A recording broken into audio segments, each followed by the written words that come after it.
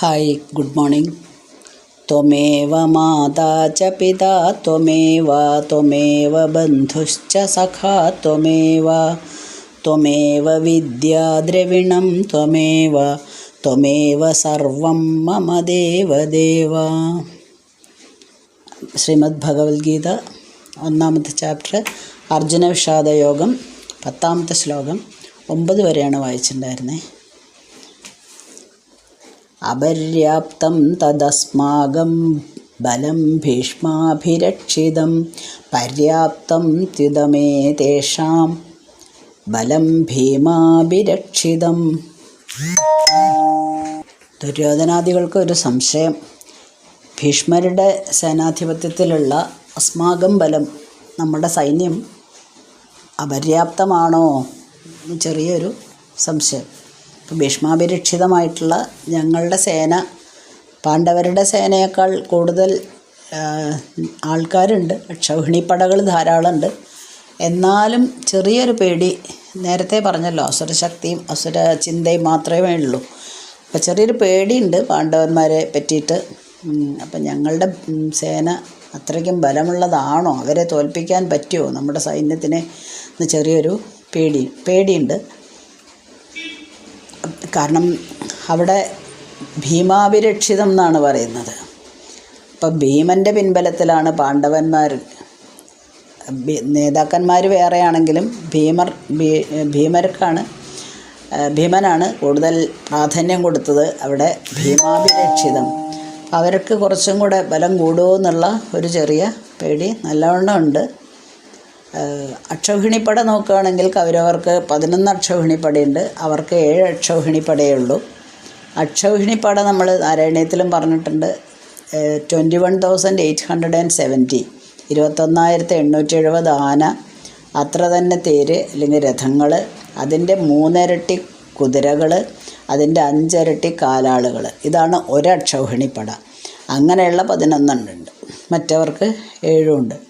അപ്പോൾ ഈ ഭീമനെ എന്താ ഇത്രയധികം പേടി ഇവർക്കെന്ന് ചോദിച്ചാൽ, ഇവരെ ഏറ്റവും കൂടുതൽ ദ്രോഹിച്ചിരിക്കുന്നത് ഭീമനെയാണ്. ചിലപ്പോൾ ബോഡി ഷേമിങ്ങും ചെയ്തിട്ടുണ്ടാവാം അന്നത്തെ കാലത്ത്. കാരണം ഭീമനെ കണ്ടാൽ തന്നെ എല്ലാവർക്കും പേടിയാണ്. അപ്പോൾ ഭീമനെ വളരെയധികം ദ്രോഹിച്ചിട്ടുണ്ട് അത്ര ഈ കൗരവർ. പിന്നെ പാഞ്ചാലി വസ്ത്രാക്ഷേപം നടന്ന സമയത്ത് ദുശാസനെ കൊന്ന ആ രക്തം ഞാൻ കുടിക്കുന്ന ഭീമൻ പ്രതിജ്ഞ എടുത്തിട്ടുണ്ട്. അങ്ങനെ പഞ്ചപാണ്ഡവന്മാരുണ്ടെങ്കിലും ഏറ്റവും കൗരവർക്ക് പേടി ഭീമനെയാണ്. ഭീമനാണ് അവരെ കൊല്ലാനായിട്ട് നടക്കാൻ ഏറ്റവും ഇഷ്ടം. അതായത് വെല്ലുവിളിച്ച് ഞാൻ എന്തായാലും അവരോട് എതിരിടുന്നുള്ള ഇടയ്ക്കിടയ്ക്ക് അങ്ങനെയുള്ള മുദ്രാവാക്യം മുഴക്കുന്നതും ഭീമനാണ്. ഈ 2 കാരണങ്ങളെ കൊണ്ട് ഭീമനോട് നല്ല പേടിയുണ്ട്. ശരിക്കും ഈ പഞ്ചപാണ്ഡവന്മാർ മാത്രം മതി ഇവരെ തോൽപ്പിക്കാൻ. പക്ഷേ പിന്നെ സാക്ഷാൽ ഭഗവാനും ഉണ്ടല്ലോ. എന്നാലും അക്ഷൗഹിണിപ്പട നോക്കുമ്പോൾ ചെറിയൊരു സംശയം. ഇവർക്ക് 7 ഉള്ളൂ, അവർക്ക് 11 ഉണ്ടല്ലോ. അപ്പോൾ ഇവർ ജയിക്കുമോ എന്നുള്ളത്. അതിൻ്റെ ആവശ്യമില്ല. കാരണം എന്താ വെച്ചാൽ ഇവർ 5 പേര് തന്നെ മതി ധാരാളം മറ്റവരെ തോൽപ്പിക്കാൻ വേണ്ടിയിട്ട്. പിന്നെ സാക്ഷാൽ ഭഗവാനാണ് അവിടെ നിൽക്കുന്നത്. അപ്പോൾ ഭഗവാൻ എവിടെയുണ്ടോ അവിടെ ധർമ്മം ജയിച്ചല്ലേ പറ്റൂ. അതുകൊണ്ട് ഇവർക്ക് പേടിയൊന്നുമില്ല. കൗരവന്മാർക്ക് ചെറുതായിട്ട് ഇങ്ങനെ മനസ്സ് വിഷമിക്കാൻ തുടങ്ങി. ഈ ഭീമന് ഇങ്ങനെ ഇവരോട് ദേഷ്യമുള്ളത് കൊണ്ട് ദുര്യോധനന് നന്നായിട്ടറിയാം തൻ്റെ സകലമായ കഴിവും പുറത്തെടുക്കും ആര്, ഭീമൻ, നമ്മളെ തോൽപ്പിക്കാൻ വേണ്ടിയിട്ട്. അപ്പോൾ ആ ഒരു പേടി നല്ലവണ്ണം ഉണ്ട്. ഇനി 11-ാമത്തെ ശ്ലോകം.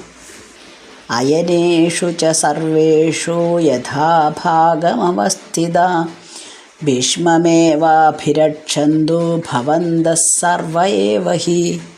അപ്പോൾ ഭീഷ്മരുടെ കഴിവ് എല്ലാവർക്കും അറിയാം. ഭീഷ്മരെയാണ് മറ്റവർ കൊല്ലാൻ നോക്കുകയും ചെയ്യുക. അതെല്ലാവർക്കും അറിയുന്നതുകൊണ്ട്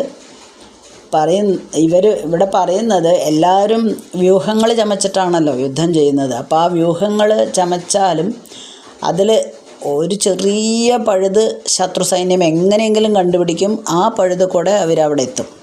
അപ്പോൾ ആ പഴുതുകളെല്ലാം അടച്ച് എല്ലാ പഴുതുകളും അടച്ച് ഒരു തരത്തിൽ ആർക്കും പ്രവേശിക്കാൻ പറ്റാത്ത വിധത്തിലാണ് ഇപ്പോൾ ഓരോരുത്തരും നിൽക്കുന്നത്. അപ്പോൾ അവരോട് പറയുകയാണ്, എല്ലാവരും അവരവരുടെ സ്ഥാനത്ത് തന്നെ നില ഉറപ്പിച്ചിട്ട്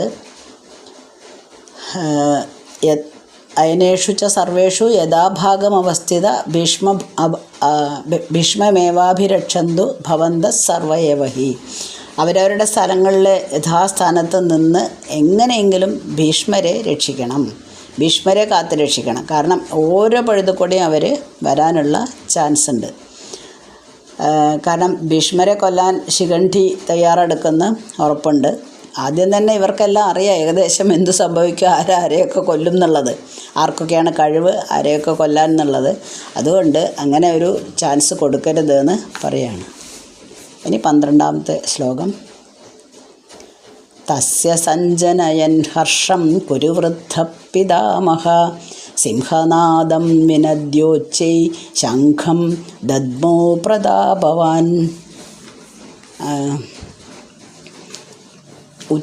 വിനദ്യ ഉച്ചൈഹി ദദ്മോ എന്ന് പറഞ്ഞാൽ മുഴക്കി എന്നാണ്. അപ്പോൾ അവിടെ എല്ലാവരും അവരവരുടെ സ്ഥാനത്ത് നിന്ന് നിലയുറപ്പിച്ചു ഭീഷ്മരെ കാത്തുരക്ഷിക്കാനൊക്കെ ഏർപ്പാടാക്കി. ഇപ്പം പറഞ്ഞത് ദുര്യോധനന് കുറച്ച് സന്തോഷം ഉണ്ടായിക്കോട്ടെ, അതായത് യുദ്ധം തുടങ്ങാൻ പോവാണ്, പേടിക്കണ്ട, കുറച്ച് സന്തോഷം ഉണ്ടായിക്കോട്ടെ എന്ന് വിചാരിച്ചിട്ട് ഭീഷ്മ പിതാമഹരെ കൗരവന്മാരിൽ വെച്ചിട്ട് ഏറ്റവും പ്രതാപിയാണ്, വൃദ്ധനുമാണ്. ആ പിതാമഹനായിട്ടുള്ള ഭീഷ്മർ വളരെ ഉച്ചത്തിൽ സിംഹനാദം ചെയ്ത് ശംഖുമുഴക്കിയെന്നാണ്. അപ്പോൾ ആദ്യം ഇങ്ങനെ അട്ടഹസിച്ചും കൊണ്ട്, അതായത് ഞങ്ങൾ റെഡിയായി എന്ന് പറയാൻ വേണ്ടിയിട്ട് ആർത്തട്ടഹസിച്ച് ഹഹഹഹ എന്നും പറഞ്ഞ് ശബ്ദം ഉണ്ടാക്കിയിട്ട് എല്ലാവരെയും ഒന്ന് ആകർഷിക്കുകയാണ്. അവിടെ ചുറ്റും നമ്മളും അങ്ങനെയല്ലേ, ഒരു മീറ്റിംഗ് തുടങ്ങുന്ന സമയത്ത് എല്ലാവരും മീറ്റിംഗ് തുടങ്ങുന്നവരെ അങ്ങോട്ടും ഇങ്ങോട്ടും കലബലയായിരിക്കും. അപ്പോൾ അവിടെ എല്ലാവരെയും ഒന്ന് സൈലൻ്റ് ആക്കാൻ വേണ്ടിയിട്ട് എന്തെങ്കിലും ഒരു വാക്ക് പറയുന്ന പോലെ ഇവിടെ അലറാണ് ചെയ്യുന്നത്, സിംഹത്തെ പോലെ അലറാണ് ചെയ്യുന്നത്. അപ്പോൾ ആ അലറൽ കേട്ടാൽ തന്നെ എല്ലാവർക്കും പേടിയാവും. എന്നിട്ട് തൻ്റെ ശംഖെടുത്ത് വിളിക്കുകയാണ് ചെയ്തത്. അപ്പോൾ ശംഖ് കേട്ടപ്പോൾ ദുര്യോധനനും സന്തോഷമായി.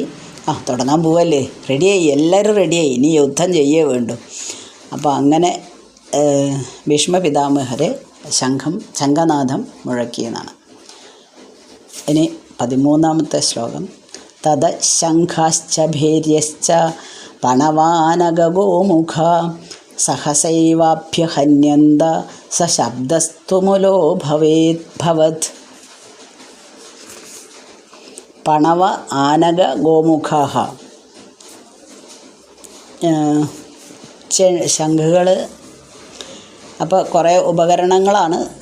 ശംഖുകൾ, പെരുമ്പറകൾ, പിന്നെ ചെണ്ട പോലെ മദ്ദളം പോലെയുള്ള ഉപകരണങ്ങൾ, ഇതെല്ലാം എല്ലാവരും എടുത്ത് കൊട്ടുന്നുണ്ട്. അതായത് ഒരു യുദ്ധത്തിൻ്റെ ഒരു എന്താ പറയുക, സ്റ്റാർട്ടിങ് ഇങ്ങനെ തുടങ്ങുകയാണ്. ലഹള കൂട്ടിയിട്ടാണ് തുടങ്ങുന്നത് ഇവർ. എല്ലാവരും ശബ്ദം ഉണ്ടാക്കി, വാദ്യഘോഷാദികളൊക്കെ മുഴക്കി. അപ്പോൾ ആ ശബ്ദങ്ങളിങ്ങനെ അവിടെ മുഴുവനും മുഴങ്ങുകയാണ്. ശബ്ദ കോലാഹലമാണ്, സ്റ്റാർട്ടിങ്ങിൽ തന്നെ ശബ്ദ കോലാഹലമാണ് ഉണ്ടാക്കുന്നത്. അതൊരു അച്ചടക്കരാഹിത്യം എന്നും പറയാം. കാരണം ഇനി നമുക്ക് പാണ്ഡവ സൈന്യത്തിലേക്ക് പോകുമ്പോൾ അത് മനസ്സിലാവും എന്താണ് അങ്ങനെ പറയാൻ കാരണമെന്ന്. എല്ലാവരും ശംഖെടുത്ത് ഊതുന്നു, പെരുമ്പറകൾ കൊട്ടുന്നു, പലതരം വാദ്യങ്ങൾ കൊട്ടുന്നു, മുഴക്കുന്നു. അങ്ങനെ ആ ശബ്ദം അവിടെ മുഖരിതമാവുകയാണ്. അവിടെ മുഴുവനും, ആകാശത്ത് മുഴുവനും മുഴങ്ങുകയാണ് ചെയ്യുന്നത്. രണ്ട് സേനകൾക്കും കേൾക്കാനും കൂടെ വേണ്ടിയിട്ട് ഏറ്റവും ഉച്ചത്തിലാണ് ഇതെല്ലാം ചെയ്യുന്നത്. 14ാമത്തെ ശ്ലോകത്തിൽ സഞ്ജയൻ തുടരുകയാണ്. തദശ്വേതീർഹൈർയുക്തേ മഹദിസ്യന്തനേ സ്ഥിതൗ മാധവ പാണ്ഡവശ്ചൈവ ദിവ്യൗ ശംഖോ പ്രദത്മതു. മലയാളത്തിലെ വെള്ളക്കുതിരയെ പൂട്ടി തുള്ളിയോടുന്ന തേരതിൽ മേവുന്ന കൃഷ്ണപാർത്ഥന്മാർ ദിവ്യശംഖങ്ങളൂതിനാൻ. അങ്ങനെ പാണ്ഡവസേനയുടെ കാര്യം പറഞ്ഞു കൊടുക്കുകയാണ് സഞ്ജയൻ. വെള്ളക്കുതിരയെ പൂട്ടിയിട്ടുള്ള വലിയ തേരിലിരുന്നു കൊണ്ട് ശ്രീകൃഷ്ണനും അർജുനനും തങ്ങളുടെ ദിവ്യശംഖങ്ങൾ എടുത്ത് ഊതിയെന്നാണ്. അവിടെ ഇപ്പോൾ നേരത്തെ പറഞ്ഞല്ലോ, അവിടെ മറ്റിടത്ത് വലിയ കോലാഹലം കൂട്ടി പെരുമ്പറയൊക്കെ കൊട്ടി അലറി വിളിച്ചിട്ടാണ് ശംഖൂതുന്നത്. ഇവർ വളരെ ശാന്തമായിട്ട് അവരവരുടെ കാര്യം ചെയ്യുന്നു എന്ന് പറഞ്ഞ മാതിരി തങ്ങളുടെ ശംഖെടുത്ത് ഊതുകയാണ് ചെയ്തത്. ഇനി 15ാമത്തെ ശ്ലോകം. പാഞ്ചജന്യം ഋഷികേശോ ദേവദത്തം ധനഞ്ജയ പൗണ്ഡ്രം ദദ്മൗ മഹാശംഖം ഭീമകർമാവൃഗോദരാ. പാഞ്ചജന്യം ഋഷികേശൻ ദേവദത്തം ധനഞ്ജയൻ പൗണ്ഡ്രമാം ശംഖെടുത്തൂതി ചണ്ഡനാം ഭീമസേനനും. ഇപ്പോൾ സാക്ഷാൽ ശ്രീകൃഷ്ണ ഭഗവാൻ ഋഷികേശൻ എന്നാണ് പറയുന്നത്. ഇന്ദ്രിയങ്ങളെ നിയന്ത്രിച്ച് വെച്ചിരിക്കുന്ന ഭഗവാനാണ് അദ്ദേഹം. പാഞ്ചജന്യം എന്നുള്ള ശംഖാണ് ഊതിയത്. അർജുനനാവട്ടെ വില്ലാളി വീരനാണ് അർജുനൻ. അർജുനൻ ദേവദത്തം ദേവന്മാർ കൊടുത്തിട്ടുള്ള ശംഖാണ് ഊതിയത്. ഭീമൻ പൗണ്ഡ്രം എന്നുള്ള ശംഖാണ് ഊതിയത്. ദദ്മൗ എന്ന് പറഞ്ഞാൽ വീണ്ടും നേരത്തെ പദ്യത്തിൽ വന്നിട്ടുള്ള ആ വേർഡ് വീണ്ടും വരുന്നുണ്ട്. മുഴക്കി എന്നാണ്, ശംഖനാദം മുഴക്കി എന്നാണ്. അപ്പോൾ ഭീമമായ കർമ്മങ്ങൾ ചെയ്യാൻ കഴിവുള്ളവനും വലിയ ഉദരം ഉള്ളവനുമാണ് ഭീമൻ. ഭീമകർമ്മ വൃഗോദര, വലിയ വലിയ കാര്യങ്ങൾ ചെയ്യാനും കഴിയും. വലിയ ഉദരമുള്ളവനാണല്ലോ ഭീമൻ. അങ്ങനെയാണ് വിശേഷിപ്പിച്ചിരിക്കുന്നത്. ഇതിങ്ങനെ ഓരോരുത്തരുടെയും കയ്യിലുള്ള ആയുധങ്ങൾ അല്ലെങ്കിൽ ഇവരെന്ത് ചെയ്തു എന്നുള്ളത് സഞ്ജയൻ വിവരിച്ചു കൊടുക്കുകയാണ്.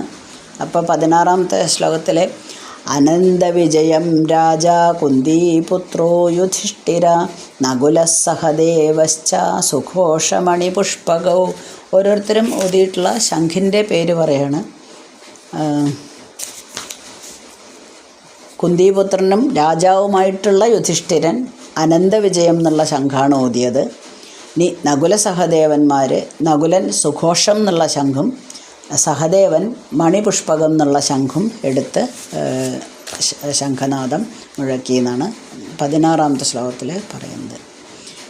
17-ാമത്തെ ശ്ലോകം കാശ്യശ്ച പരമേശ്വാസ ശിഖണ്ഠീ ച മഹാരഥ ദൃഷ്ടദ്യുമ്നോ വിരാടശ്ച സാത്യകിശ്ച പരാജിത.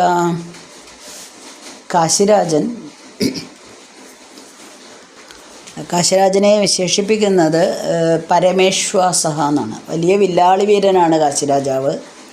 ഇവിടെ ഇവരൊന്നും വിളിച്ച ശംഖിൻ്റെ പേര് പറയുന്നില്ല. പക്ഷേ എല്ലാവരും കാശിരാജൻ, ശിഖണ്ഠി, മഹാരഥനാണ് ശിഖണ്ഠി, ദൃഷ്ടദ്യുമ്നൻ, വിരാടൻ, സാത്യകി, ഇവരൊന്നും തോൽവിയെ എന്താന്ന് പോലും അറിയില്ല. വെച്ചാൽ അത്രയും എല്ലാറ്റിലും ജയം ഉറപ്പിച്ചവരാണ്. ദ്രുപദൻ, ദ്രൗപദിയുടെ പുത്രന്മാർ, ദ്രൗപദേയന്മാർ, അഭിമന്യു, ഇവരെല്ലാവരും അവരവരുടെ ശംഖുകളെടുത്ത് മുഴക്കാൻ തുടങ്ങി. അപ്പോൾ ഒരു ചിട്ടയായിട്ടാണ് ആദ്യം ഭഗവാൻ ശംഖുനാദം ഊതുന്നു, പിന്നെ അർജുനൻ, പിന്നെ അത് കഴിഞ്ഞ് അവരുടെ സൈന്യത്തിലുള്ള എല്ലാവരും. മറ്റേത് അങ്ങനെയല്ല, ആകപ്പാടൊരു കോലാഹലം പോലെയായിരുന്നു. അവിടെ തന്നെ അവരുടെ മനസ്ഥിതിയും നമ്മളുടെ ഒരു, അതായത് പാണ്ഡവന്മാരുടെ ഒരു മനസ്ഥിതിയും തമ്മിലുള്ള വ്യത്യാസം നമുക്ക് മനസ്സിലാവും. 18-ാമത്തെ ശ്ലോകത്തിലാണ് ദ്രുപദനും ദ്രൗപദേയനൊക്കെ വരുന്നത്. ദ്രുപദോ ദ്രൗപദേയാശ്ച സർവശ പൃഥ്വീപദേ സൗഭദ്രശ്ച മഹാബാഹു ശങ്കാൻ ദദ്മു പൃഥക് പൃഥക്. പരമേശ്വാസനാം കാശ്യൻ മഹാരഥശിഖണ്ഡിയും ദൃഷ്ടദ്യുമ്ന വിരാടന്മാർ അപരാജിത സാത്യകി. തോൽവി എന്താണെന്ന് അറിയാത്ത ആളാണ് സാത്യകി, അതാണ് അവിടെ പറഞ്ഞത്. ദ്രുപദദ്രൗപദേയന്മാരേവരും പൃഥ്വിപാലകർ സൗഭദ്രവീരനും താൻ ശംഖധ്വനി മുഴക്കിനാർ. വീണ്ടും തുടരാണ്. സഘോഷോ ധാർത്തരാഷ്ട്രാണാം ഹൃദയാനി വ്യദാരയത് നഭശ്ച പൃഥ്വീം ചൈവ തുമുലോ വ്യനുനാദയൻ. ആനാദം ഉലകെങ്ങും നന്നായി മാറ്റൊലി കൊള്ളവേ ധാർത്തരാഷ്ട്രർക്കു ചിത്തത്തിൽ ആർത്തിയേറ്റം വളർന്നിതു. ഇത് സത്യത്തിൽ സഞ്ജയൻ ഇങ്ങനെ സ്വന്തമായിട്ട് സഞ്ജയന് തോന്നുന്നൊരു കാര്യമാണ്. അതായത് ശംഖനാദങ്ങൾ ഇങ്ങനെ മുഴങ്ങുകയാണല്ലോ ആകാശത്ത് എല്ലാവരുടെയും. ആദ്യത്തെ സെറ്റിൻ്റെ കഴിഞ്ഞു, രണ്ടാമത്തെ സെറ്റിൻ്റെ തുടങ്ങണു. അപ്പോൾ അത് ആകാശത്ത് ഇങ്ങനെ മുഴങ്ങുന്ന സമയത്ത് അതിൻ്റെ എക്കോ, പ്രതിധ്വനിയും കൂടെ ഉണ്ടാവും. നമ്മൾ ഫിസിക്സിൽ പഠിച്ചിട്ടുണ്ട് എക്കോ. അപ്പോൾ ആ പ്രതിധ്വനിയും കൂടെ കേൾക്കുമ്പോൾ അതിൻ്റെ റിഫ്ലക്ഷനാണല്ലേ. അപ്പോൾ അതൊന്നും കൂടെ ഇരട്ടിയായിട്ട് അല്ലെങ്കിൽ കൂടുതലായിട്ട് നമുക്ക് ശബ്ദം കേൾപ്പിക്കും. അപ്പോൾ ഇതെല്ലാം കൂടെ ഒരു ശരിക്കും യുദ്ധം തുടങ്ങിയ ഒരു മട്ട് തന്നെ ആയിപ്പോയി. അത് ശംഖനാദം കൊണ്ട് മാത്രം ഇത് കേട്ടപ്പോൾ ധൃതരാഷ്ട്രരുടെ ഹൃദയം കുറച്ച് വിഷമിച്ചോ എന്ന് എനിക്കൊരു സംശയം എന്ന്. കാരണം സഞ്ജയന് 2 സേനകളും കാണാമല്ലോ, എല്ലാം നടക്കുന്നതെല്ലാം ദിവ്യദൃഷ്ടിയാൽ കാണുന്ന ആളാണല്ലോ സഞ്ജയൻ. അപ്പോൾ സഞ്ജയന് തോന്നുകയാണ് ഇപ്പോൾ പാണ്ഡവന്മാരും ശംഖൂതി, കൗരവന്മാർ ശംഖൂതിൽ കഴിഞ്ഞു. അപ്പോൾ ഇതെല്ലാം കേട്ടിട്ട് ഈ പാണ്ഡവന്മാരുടെ ഈ ശംഖനാദങ്ങൾ കേട്ടപ്പോൾ ധൃതരാഷ്ട്രർക്ക് കുറച്ച് വിഷമം തോന്നിയോ എന്ന് എനിക്കൊരു സംശയമുണ്ട് എന്ന് സഞ്ജയന് തോന്നുകയാണ്. ഇനി 20-ാമത്തെയും 21-ാമത്തെയും ഒരുമിച്ച് വായിക്കാം. അഥവ്യവസ്ഥിതാൻ ദൃഷ്ട്വാ ധാർത്തരാഷ്ട്രാൻ കപിധ്വജ പ്രവൃത്തി ശസ്ത്രസമ്പാദേ ധനുരുദ്യമ പാണ്ഡവ ഋഷികേശം തഥാ വാക്യം ഇതമാഹ മഹീപദേ. അർജുനൻ പറയാണ്, സേനയോരുഭയോർ മധ്യേ രഥം സ്ഥാപയമേച്യുതാം. സഞ്ജയൻ വിവരിക്കുകയാണ്, അല്ലയോ രാജാവേ, ആ ആയുധപ്രയോഗമൊക്കെ തുടങ്ങാൻ റെഡിയായിട്ട് എല്ലാവരും നിൽക്കുന്ന കൗരവന്മാരെ കണ്ടപ്പോൾ ധൃതരാഷ്ട്രയും ധൃതരാഷ്ട്രപുത്രന്മാരെയൊക്കെ കണ്ട് വില്ലുയർത്തിപ്പിടിച്ച് അർജുനൻ റെഡിയായിട്ട് നിൽക്കുകയാണ്. അപ്പോൾ കൃഷ്ണനോട് പറയാണ്, ഭഗവാനെ, സേനയോരുഭയോർ മധ്യേ രഥം സ്ഥാപയ അച്യുത. ഒരുങ്ങും കുരുസൈന്യത്തെ നിരീക്ഷിച്ചു കപിധ്വജൻ വില്ലിലമ്പു തൊടുക്കാനായി തെല്ലൊന്നുദ്യുക്തനാകവേ ഋഷികേശനോട് ആ ജിഷ്ണുരച്ചാനിതു ഭൂപതേ. അർജുനൻ പറയുന്നു, ഈ 2 സേനകൾക്കുള്ളിൽ തേരു നിർത്തുക മാധവ. അപ്പോൾ അതായത് എന്തൊക്കെ റെഡിയായി, അർജുനനും റെഡിയായി, യുദ്ധത്തിന് തയ്യാറായി. അപ്പോൾ ഇനി യുദ്ധം ചെയ്യേ വേണ്ടൂ എന്നുള്ള നിലയായപ്പം കൃഷ്ണനോട് പറയാണ്, ഈ 2 സേനകളുടെയും നടുക്ക് ആ രഥം ഒന്ന് കൊണ്ടുപോയി നിർത്തിത്തരുമോ? എന്തിനാണ്? എനിക്കൊന്നും നോക്കാനാണ്, ആരൊക്കെയാണ് അവിടെ നിൽക്കുന്നത്, എന്തൊക്കെയാണ് സംഭവ വികാസം എന്ന് ഒന്ന് വ്യക്തമായി കാണാൻ ആഗ്രഹമുണ്ട്. അതുകൊണ്ട് അവിടെ തേര് നിർത്തിത്തരുമെന്ന് കൃഷ്ണനോട് പ്രാർത്ഥിക്കുകയാണ്. അപ്പം നമ്മൾ 20 ശ്ലോകങ്ങൾ കഴിഞ്ഞിട്ടുണ്ട്. അങ്ങനെ അടുത്ത ദിവസം തുടരാം. അസ്മിൻ പരാത്മന്നനുപാത്മകൽപേ ത്വമിദ്ധമുദ്ധാവിത പത്മയോനി അനന്തഭൂമാമരോഗരാശിം നിരുന്ധിവാദാലയവാസ വിഷ്ണു.